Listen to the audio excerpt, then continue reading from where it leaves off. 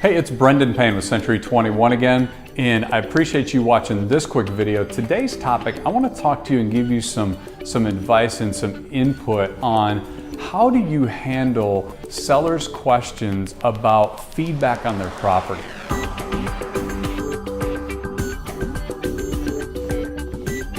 Now, we all know one of the number one things that our clients want from us is feedback, but there's also some confusion and there's always some concerns from the sellers on what the expectations of that feedback is compared to the reality of what this business is. We all know that most agents and most properties aren't getting a lot of feedback.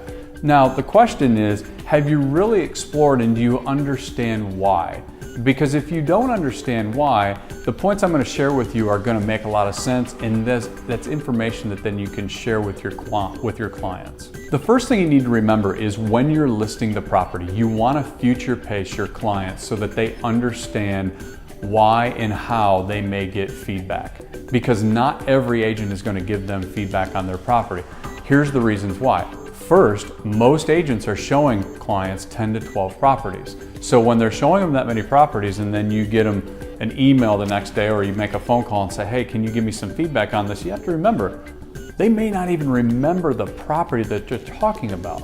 So it's difficult to give feedback, and that's why when you are going to get the emails back, they're usually very vanilla. The feedback is like, well, we didn't really like it. It was okay, it didn't really meet our needs, and the seller's going, well, I need to know why. Explain to them up front that, listen, they're going to be showing a lot of different properties and they may not even remember which one that is. That's step one.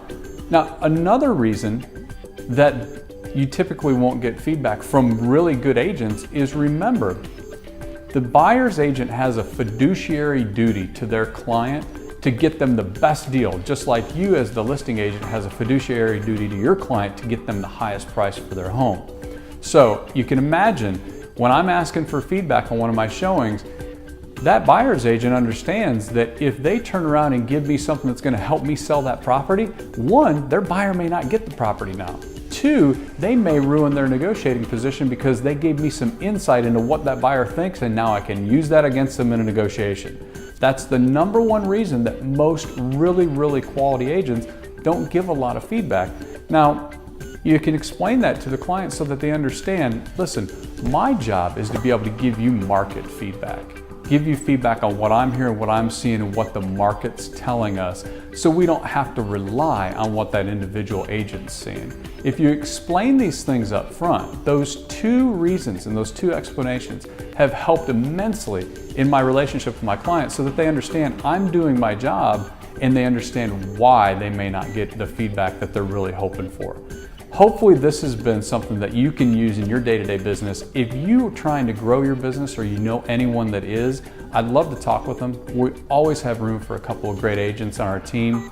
And please subscribe to this channel to have access to other great informational videos like this. And go ahead and click any of the annotations on there to see some of the previous videos. Thanks a lot.